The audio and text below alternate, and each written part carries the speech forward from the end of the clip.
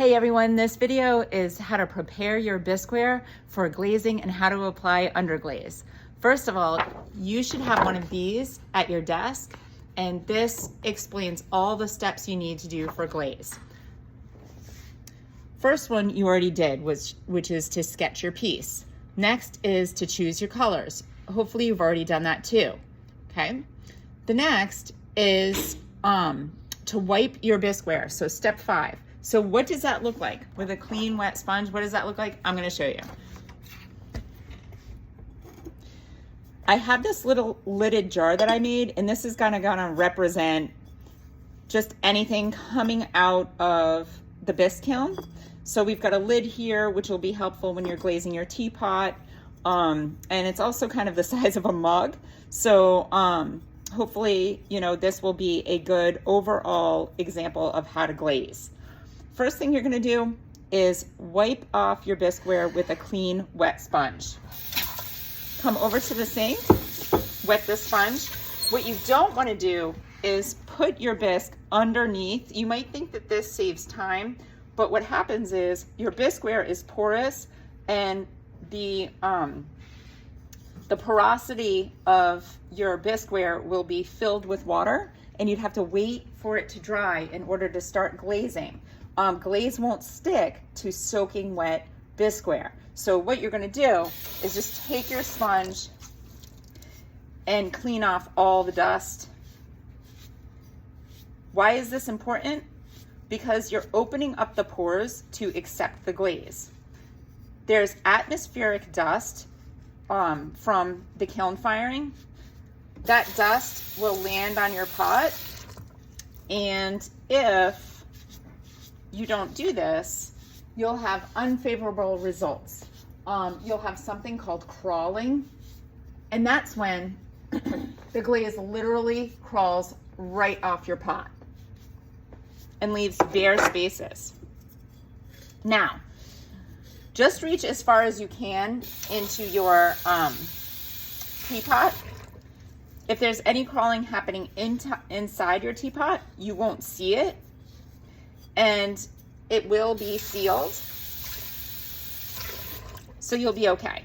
So if you can't reach inside your teapot, if you can't even sponge inside your teapot, you'll be totally fine.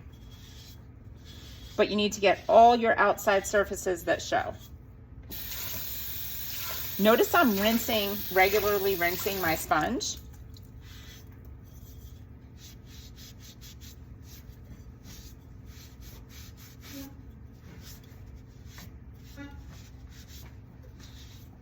Especially if there's any clay. If there's any clay on your bisqueware, it really needs to come off.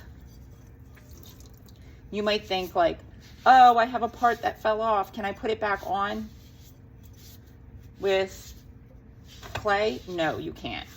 If it's broken off, you'll have to glaze it and then glue it.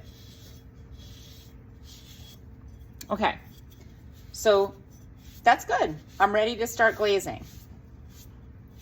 Next thing you're gonna do is think about the decoration. Think about what you want your pot to look like and what colors you wanna use. We're gonna come over to where the underglazes are. And I think because it's a simple form, I'm just gonna underglaze a ladybug. So I'll need red, and I'll need black,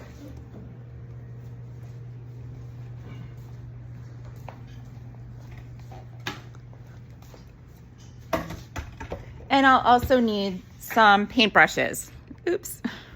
So for paintbrushes, you just want to use the paintbrushes that are out. You don't want to use anything with a red handle, okay? So, let me correct that.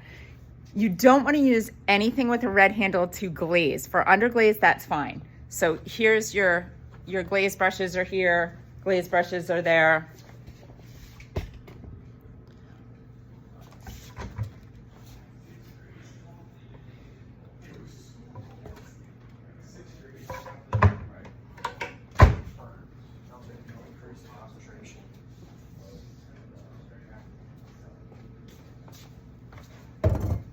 Now, for underglaze, you do not want to pour any of these glazes into a cup.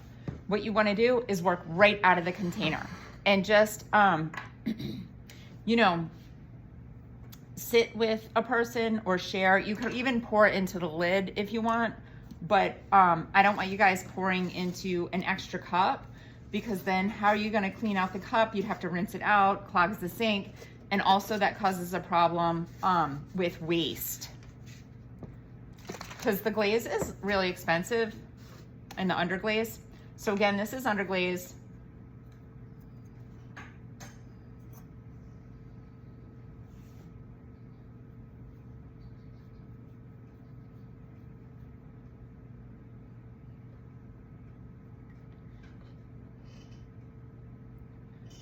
And I'm gonna put it on so I cannot see the bisqueware underneath. Put 2 coats. You can even draw with a pencil if you want to.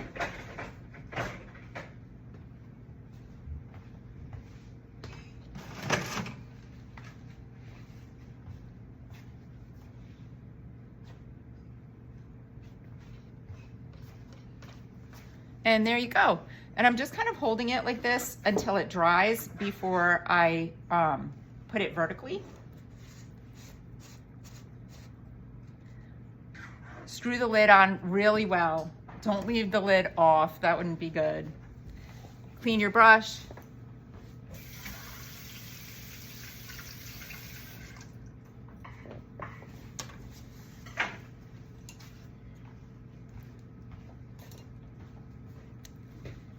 And then I'm gonna layer the black on top.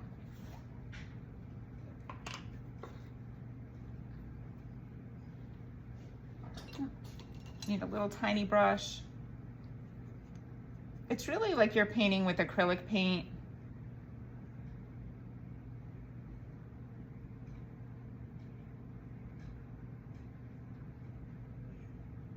You can use your Chromebook and look at pictures.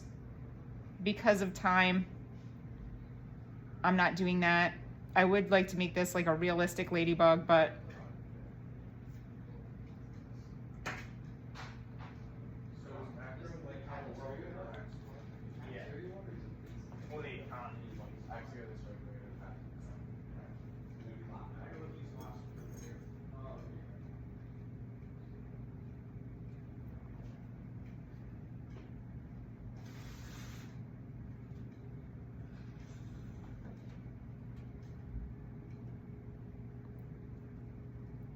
cool thing is with black, it's such a dark color that you really don't even need to put 2 coats of black.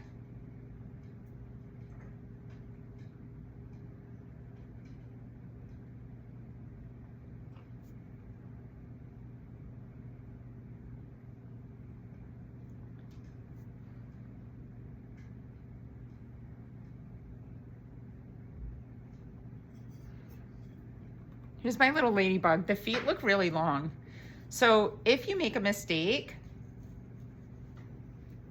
you can wipe it off, which is great.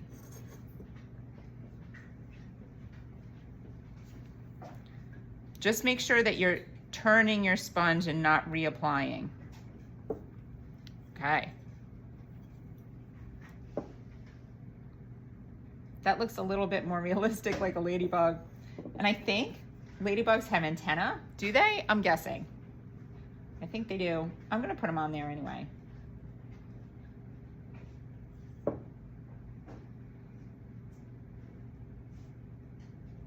There we go. Okay, now I need to wait for this to dry.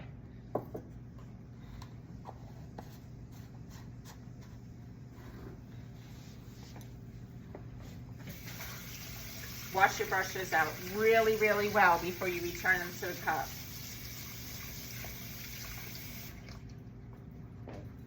To make it easier, I'll keep glaze brushes on this table and underglaze brushes on the underglaze table, so you guys don't get confused which is which. Now, once your underglaze is dry, you're gonna take your clear glaze Pour it into a cup.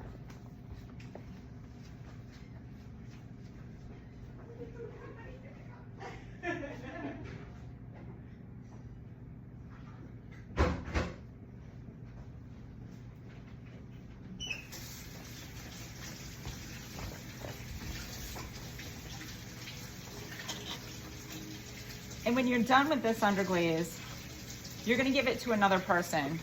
You don't want to dump it down the sink. Please don't dump it down the sink.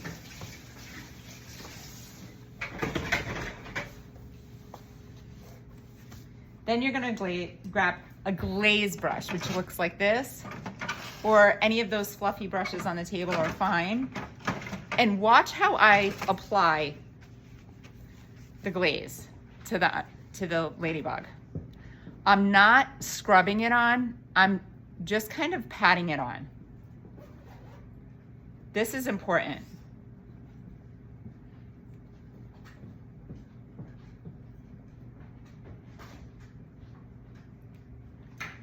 And I'm sure you all will spend much more time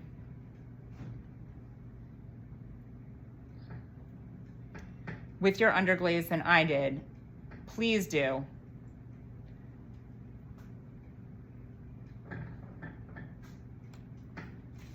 Okay, once you have one coat,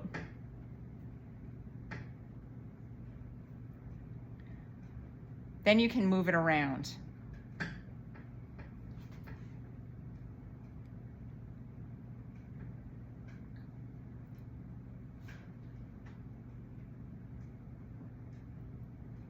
And maybe I would put these all over, you know, if I had more time and do the whole thing clear, but this video is just about underglazing and putting the clear on top, so we're gonna leave it like this. Doesn't need to be totally dry, look. I mean, it doesn't need to be totally smooth. It's a little bumpy, and this will be perfect. When it's dry, it's gonna look chalky, and that's it. That's how to prepare your bisqueware, apply underglaze, and the clear on top.